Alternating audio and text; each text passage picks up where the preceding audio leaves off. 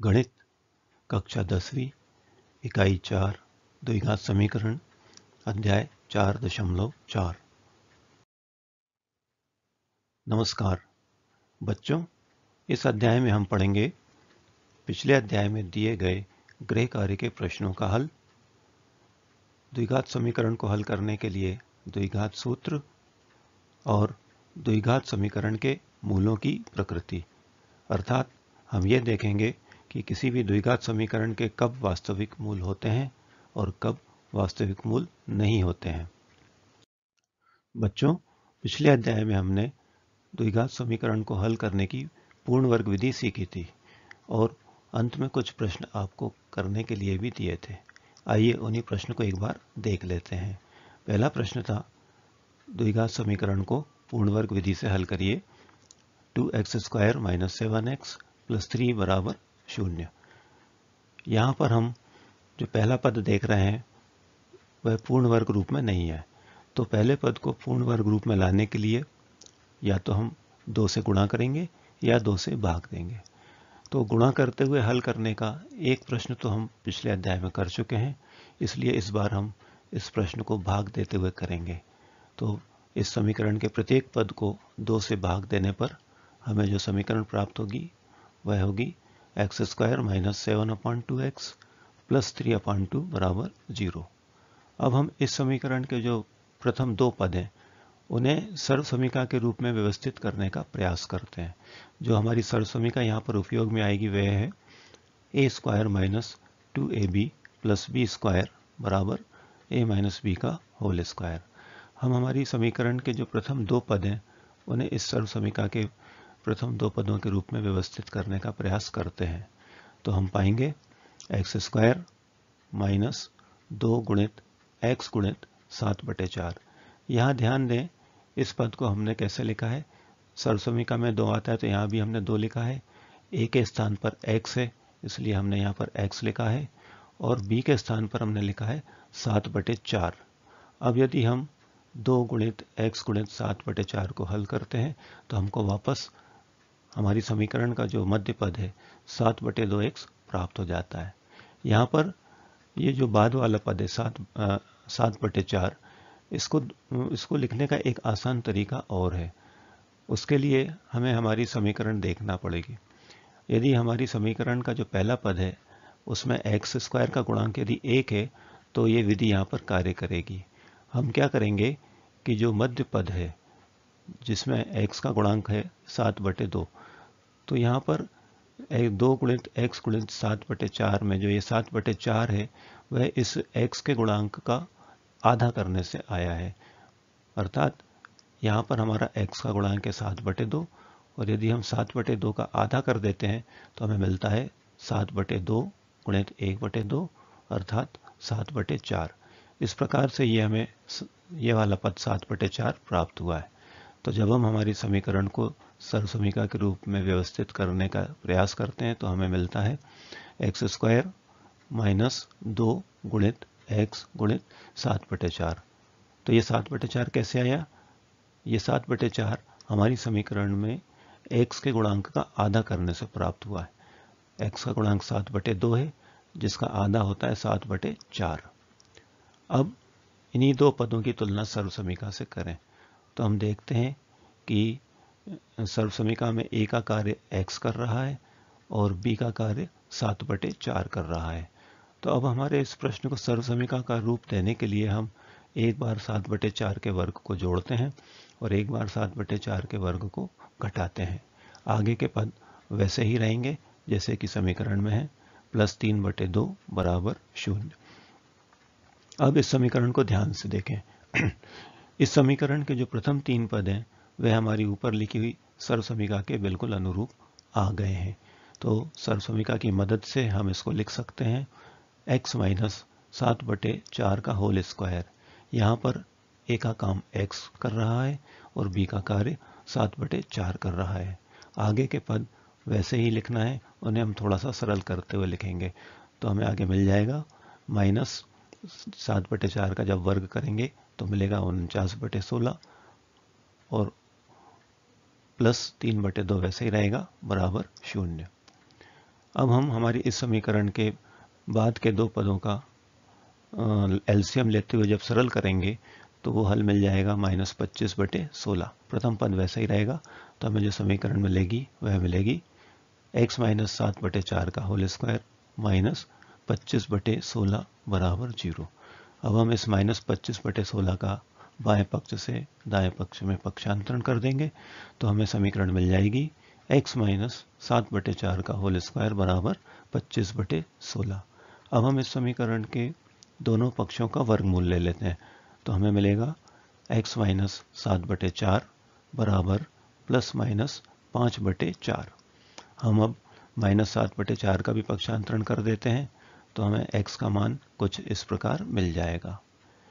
अब हम जब एक बार प्लस को लेते हुए और एक बार माइनस को लेते हुए हल करेंगे तो हमें x के दो मान मिल जाएंगे कुछ इस तरह से। इन्हें और सरल करने पर हमें x के दो मान मिलेंगे, x बराबर 3 और x बराबर 1/2। तो यही x के जो दो मान हैं हमारी समीकरण के हल हैं, या हम कह सकते हैं कि हमारे समीकरण के दो मूल 3 और 1/2 हैं। आइए एक और प्रश्न हल करते हैं। प्रश्न है x - 1/x बराबर 3। यहाँ पर x का मान शून्य नहीं है। हमें भी इस प्रश्न को पूर्ण वर्ग बनाकर हल करना है। अब क्योंकि यह समीकरण अपने मानक रूप में नहीं है तो सर्वप्रथम हम इस समीकरण को मानक रूप में लाने का प्रयास करते हैं। इसके लिए हम बाएं पक्ष को एलसीएम लेते हुए सरल करेंगे तो हमें मिलेगा x² - 1/x बराबर 3। इसके बाद हम त्रियक गुणा कर लेते हैं, उससे हमें प्राप्त हो जाएगा x² - 1 बराबर 3x। अब हम 3x का दाएं से बाएं पक्ष में पक्षांतरण कर लेते हैं और इसे मध्य में लिखेंगे, जिससे हमें प्राप्त हो जाएगा x² - 3x - 1 बराबर 0। अब यह समीकरण हमारे मानक रूप में आ गई है और इसे हम पूर्ण वर्ग बनाते हुए हल करेंगे। तो इसके लिए हम हमारी समीकरण के जो दो पद हैं उन्हें इस सर्वसमीका a² - 2ab + b² बराबर a - b का होल स्क्वायर इसके रूप में व्यवस्थित करने का प्रयास करते हैं। तो हमें मिलेगा x² - 2 गुणित x गुणित 3/2। यहाँ देखें ये जो पद है 2 गुणित x गुणित 3/2, इसको हमने सर्वसमीका का जो मध्य पद है 2ab के रूप में व्यवस्थित किया है। हमारे प्रश्न में a का कार्य कर रहा है x, और इस बीच वाले पद को देखें जिसमें लिखा है 2 गुणित x गुणित 3/2, तो इसके अनुसार b का कार्य कर रहा है 3/2। यहाँ पर ये जो मध्य पद है 2 गुणित x गुणित 3/2, इसमें ये जो संख्या है 3/2, इसको आसानी से लिखने का एक तरीका है। इसके लिए हम हमारी समीकरण को देखते हैं। हमारी समीकरण में जो x वाला पद है उसके गुणांक का यदि हम आधा कर दें तो ये हमारा b वाला पद जो कि 3/2 है बन जाता है। लेकिन ऐसा करते समय एक बात का और ध्यान देना पड़ेगा, ये हम तभी कर सकते हैं जबकि हमारी समीकरण में x² वाले पद का गुणांक 1 हो। मतलब हमारी व्यापक समीकरण में जो a का मान होता है वह 1 होना चाहिए। तो फिर से देखें, हमने हमारी समीकरण x² - 3x - 1 के जो प्रथम दो पद हैं उन्हें लिखा है x² - x - 2 गुणा x गुणा 3/2। ये 3/2 हमें x से गुणांक 3 का आधा करने से प्राप्त हुआ है। अब जब हम हमारी सर्वसमीका से तुलना करते हैं तो हम पाते हैं कि a का कार्य तो x कर रहा है और b का कार्य 3/2 कर रहा है। तो हमारे प्रश्न को पूर्ण रूप से सर्वसमीका के रूप में बदलने के लिए हम एक बार 3/2 का वर्ग जोड़ेंगे और एक बार 3/2 का वर्ग घटाएंगे। आगे -1 बराबर 0 वैसा ही रहेगा।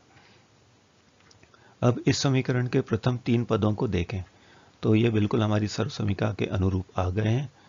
तो हम इन 3 पदों के बदले में लिख सकते हैं x - 3/2 का होल स्क्वायर। यहाँ पर a के स्थान पर x है और b के स्थान पर 3/2 है। आगे के जो दो पद हैं -3/2 होल स्क्वायर -1, इनको हम सरल करते हुए लिखेंगे तो हमें मिल जाएगा -13/4 बराबर 0। अब हम इस समीकरण में जो -13/4 आ रहा है इसका पक्षांतरण कर देंगे। हमें प्राप्त हो जाएगा x - 3/2 का होल स्क्वायर बराबर 13/4। इसके बाद हम इस समीकरण के दोनों पक्षों का वर्गमूल ले लेंगे, जिससे हमें प्राप्त हो जाएगा x - 3/2 बराबर ±√13/2।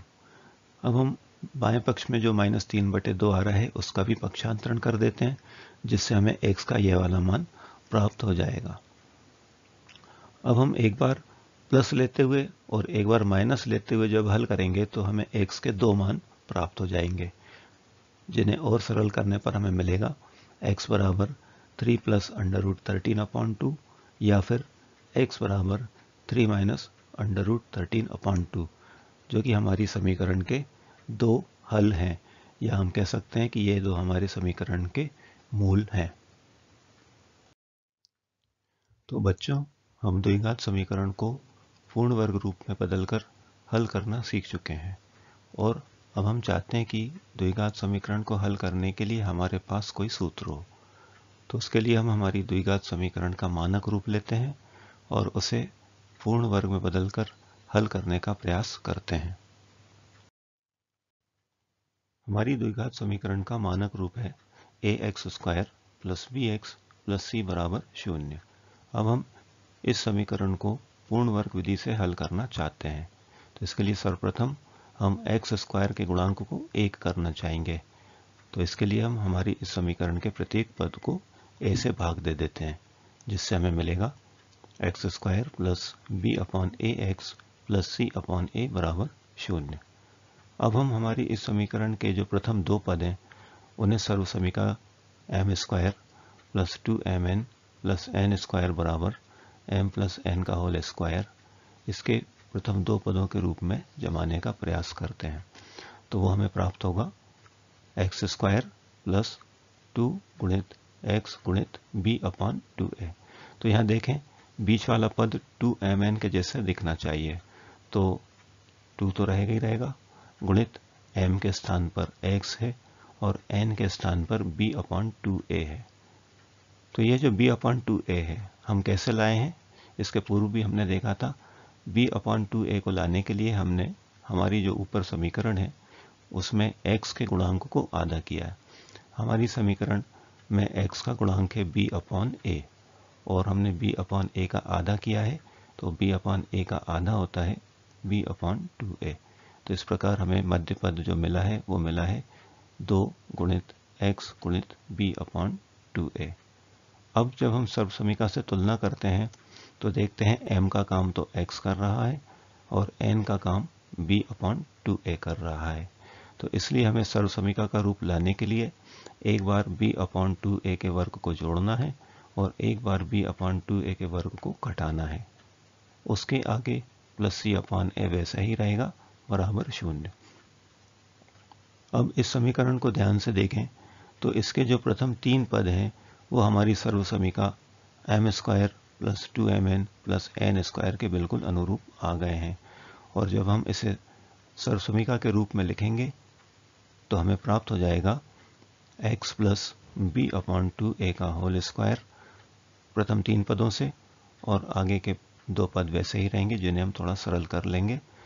तो हमें मिलेगा -b²/4a² + c/a बराबर 0। अब हम बाएं पक्ष में आने वाले दो पदों को पक्षांतरण करके दाएं पक्ष में ले जाएंगे। पहला पद वहीं रहेगा बाएं पक्ष में, तो हमें मिल जाएगा x + b/2a का होल स्क्वायर बराबर b²/4a² - c/a। अब हम दाएं पक्ष को लघुत्तम लेते हुए सरल कर लेंगे, जिससे हमको यह समीकरण मिल जाएगी। इसके बाद हम दोनों पक्षों का वर्गमूल ले लेंगे, जिससे हमें मिलेगा x + b/2a बराबर ±√b² - 4ac/2a। इसके बाद हम बाएं पक्ष से b/2a का भी पक्षांतरण करके दाएं पक्ष में ले जाएंगे, और जब दाएं पक्ष को एलसीएम लेते हुए सरल करेंगे तो हमें x के मान मिलेंगे x बराबर minus B plus minus under root B square minus 4ac upon 2a।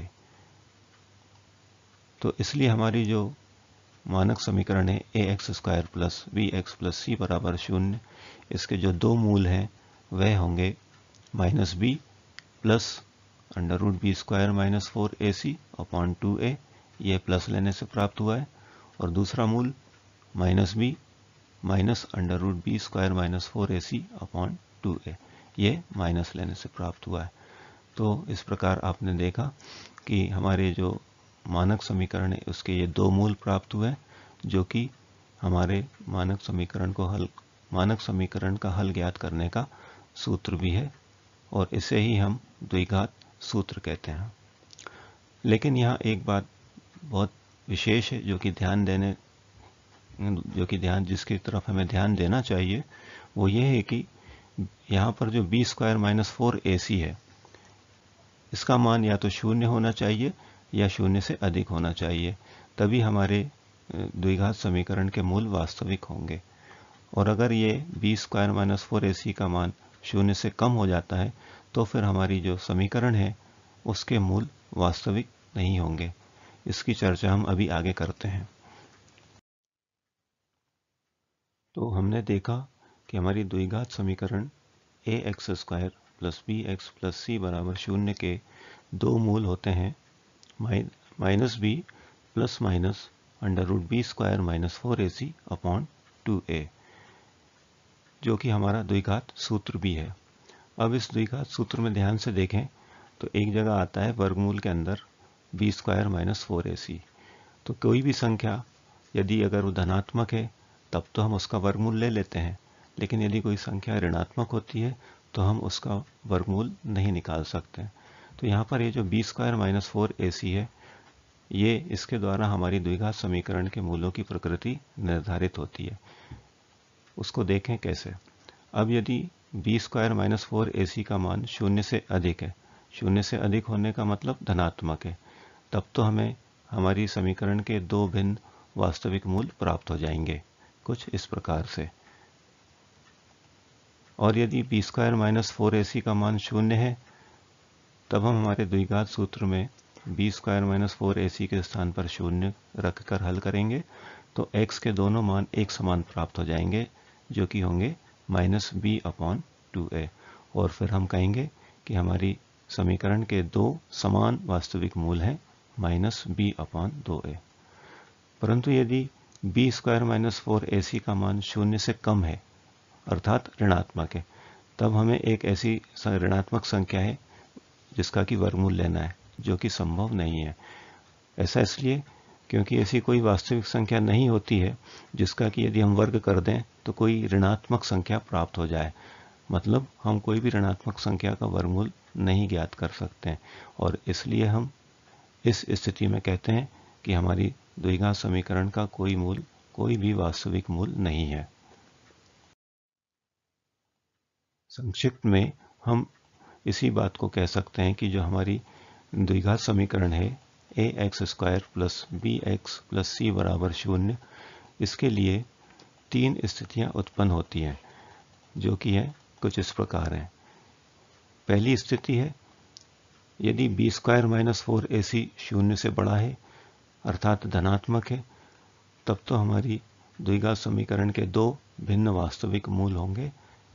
और यदि बी स्क्वायर माइनस 4ac का मान 0 है, तब हमारी समीकरण के दो समान वास्तविक मूल होंगे। और यदि बी स्क्वायर माइनस 4ac का मान 0 से कम है अर्थात ऋणात्मक है, तब हमारी द्विघात समीकरण के कोई वास्तविक मूल नहीं होंगे।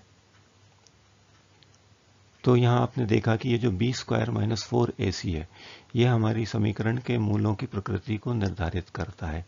इसी से हमें पता चलता है कि कब हमारी समीकरण के मूल वास्तविक होंगे और कब हमारी समीकरण के मूल वास्तविक नहीं होंगे। और इसी बी स्क्वायर माइनस 4ac को हम हमारी समीकरण का विविक्तकर कहते हैं, और इसे हम d से निरूपित करते हैं। तो विविक्तिकर होता है d बराबर बी स्क्वायर माइनस 4ac। आइए हमने अब तक जो भी पढ़ा है उसके आधार पर एक प्रश्न को हल करके देखते हैं। प्रश्न है एक ऐसे आयताकार पार्क को बनाना है जिसकी चौड़ाई उसकी लंबाई से 3 मीटर कम हो। इसका क्षेत्रफल पहले से निर्मित समद्विबाहु त्रिभुजाकार पार्क जिसका आधार आयताकार पार्क की चौड़ाई के बराबर है तथा ऊंचाई 12 मीटर है से 4 वर्ग मीटर अधिक हो। इस आयताकार पार्क की लंबाई और चौड़ाई ज्ञात करिए। अब क्योंकि हमारा पार्क आयताकार है, हम एक आयत बना लेते हैं और एक और पार्क है जो कि त्रिभुजाकार है और उस त्रिभुजाकार पार्क का आधार उतना ही है जितनी कि इस आयताकार पार्क की चौड़ाई। इसलिए हम कुछ इस प्रकार से एक त्रिभुजाकार पार्क भी बना लेते हैं जिसका आधार और पार्क की चौड़ाई दोनों में उभयनिष्ठ दिख रही है। अब हमको आयताकार पार्क की लंबाई और चौड़ाई ज्ञात करनी है। अब हमें यहाँ पर आयताकार पार्क की लंबाई और चौड़ाई में से किसी एक को मानना है। तो सुविधा की दृष्टि से हम आयताकार पार्क की चौड़ाई को मान लेते हैं x मीटर। तब प्रश्नानुसार आयताकार पार्क की लंबाई हो जाएगी x + 3 मीटर। और क्योंकि ये जो पार्क है आयताकार है, इसलिए आयत का क्षेत्रफल होता है लंबाई गुणा चौड़ाई। इसलिए आयताकार पार्क का क्षेत्रफल हो जाएगा x गुणा x धन 3। इसे सरल करने पर हमें मिल जाएगा x² + 3x। अब हम समद्विबाहु त्रिभुजाकार पार्क को देखते हैं। क्योंकि ये जो पार्क है त्रिभुज के आकार का है और उसका आधार उतना ही है जितनी कि आयताकार पार्क की चौड़ाई, और आयताकार पार्क की चौड़ाई x थी। इसलिए समद्विबाहु त्रिभुज के आकार का जो पार्क है उसका आधार हो जाएगा x मीटर और ऊंचाई हमें दी हुई है 12 मीटर। और क्योंकि त्रिभुज का क्षेत्रफल होता है 1/2 आधार गुणित ऊंचाई, इसलिए इस त्रिभुजाकार पार्क का क्षेत्रफल हो जाएगा 1/2 गुणित x गुणित 12, जिसे सरल करने पर हमें मिल जाएगा 6x। अब हमें प्रश्न में दिया है कि ये जो आयताकार पार्क है उसका क्षेत्रफल त्रिभुजाकार पार्क के क्षेत्रफल से 4 वर्ग मीटर अधिक है, जिसको कि हम गणितीय रूप से कुछ इस प्रकार लिख सकते हैं। x² + 3x ये आयताकार पार्क का क्षेत्रफल है बराबर 6x ये त्रिभुजाकार पार्क का क्षेत्रफल है प्लस 4। अब हम इस समीकरण को थोड़ा व्यवस्थित करके मानक रूप में ले आते हैं। अब हमारी समीकरण मानक रूप में जो आई है वो इस प्रकार है x² - 3x - 4 बराबर 0। इसकी तुलना जब हम मानक समीकरण से करते हैं तो हमें मिलता है a का मान मिलता है 1, b का मान मिलता है -3 और c का मान मिलता है -4। अब हमें इस समीकरण को हल करना है, और उससे भी पहले हम, क्योंकि अब जानते हैं कि इस समीकरण के हल कब होते हैं और हल कब नहीं होते हैं, मूलों की प्रकृति के बारे में हमने पढ़ लिया है, तो उससे पहले हम ये देख लेते हैं कि हमारी समीकरण के मूल वास्तविक हैं कि नहीं। इसके लिए हम d विविक्तिकर को लेते हैं। d होता है b² - 4ac। यहाँ पर a का मान 1 है, b का मान -3 है और c का मान -4 है। a b c के मान को रखते हुए जब हम हल करते हैं तो हमें d का मान प्राप्त होता है 25, जो कि एक धनात्मक संख्या है। तो इससे यह तो स्पष्ट हो गया कि हमारी समीकरण के मूल वास्तविक होंगे और हम उसे हल करते हैं। अब हम हमारी इस समीकरण को अभी हमने जो द्विघात सूत्र पढ़ा है उसकी मदद से हल करने का प्रयास करते हैं। द्विघात सूत्र है x बराबर -b ± √b² - 4ac / 2a। इस सूत्र में हम a, b और c के मान रखते हुए सरल करते हैं, तो हमें इस प्रकार से x का मान प्राप्त होगा। इसे और सरल करने पर x का मान हमें प्राप्त हो जाएगा x बराबर 3 ± 5/2, और एक बार प्लस और एक बार माइनस को लेकर जब हम हल करेंगे तो हमें x के 2 मान प्राप्त हो जाएंगे, x बराबर 4 और x बराबर -x। वैसे तो ये समीकरण के 2 हल हैं, लेकिन क्योंकि इस प्रश्न में x हमारे आयताकार पार्क की चौड़ाई को दर्शा रहा है, इसलिए यहाँ जो x का ऋणात्मक मान है इस प्रश्न के लिए अमान्य हो जाएगा और हम फिर x का दूसरा मान x बराबर 4 ले लेंगे, और इसलिए हमारे पार्क की चौड़ाई जो कि x है 4 मीटर हो जाएगी और लंबाई जो कि चौड़ाई से 3 मीटर अधिक है 7 मीटर हो जाएगी। आइए अब एक अन्य प्रश्न को भी हल करते हैं। प्रश्न है, द्विघात समीकरण 2x² - 4x + 3 = 0, इसका विविक्तीकर ज्ञात करिए और इसके मूलों की प्रकृति बताइए। हम जब हमारी समीकरण को मानक समीकरण से तुलना करते हैं तो पाते हैं कि a का मान 2 है, b का मान -4 है और c का मान 3 है और विविक्तकर होता है d = b² - 4ac। तो विविक्तकर के इस सूत्र में हम a, b और c के मान को रख देते हैं और सरल करते हैं। सरल करने पर हम देखते हैं कि d का मान जो है वह प्राप्त होता है -8, जो कि ऋणात्मक है, 0 से कम है। अब जबकि d का मान ऋणात्मक आ गया है, इसलिए हम जानते हैं कि जब किसी भी द्विघात समीकरण में विविक्तकर का मान 0 से कम होता है तो उस समीकरण के कोई भी वास्तविक मूल नहीं होते हैं। इसलिए दी हुई हमारी समीकरण के कोई भी मूल वास्तविक नहीं होंगे। तो बच्चों, इस अध्याय में हमने द्विघात सूत्र के बारे में पढ़ा और देखा कि कैसे हम हमारी दी हुई द्विघात समीकरण को द्विघात सूत्र की सहायता से हल कर सकते हैं।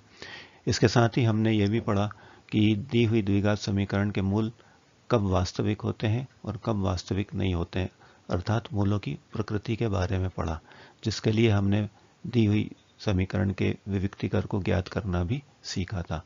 विविक्तीकर की सहायता से हमने देखा था कब समीकरण के मूल वास्तविक होते हैं और कब वास्तविक नहीं होते हैं।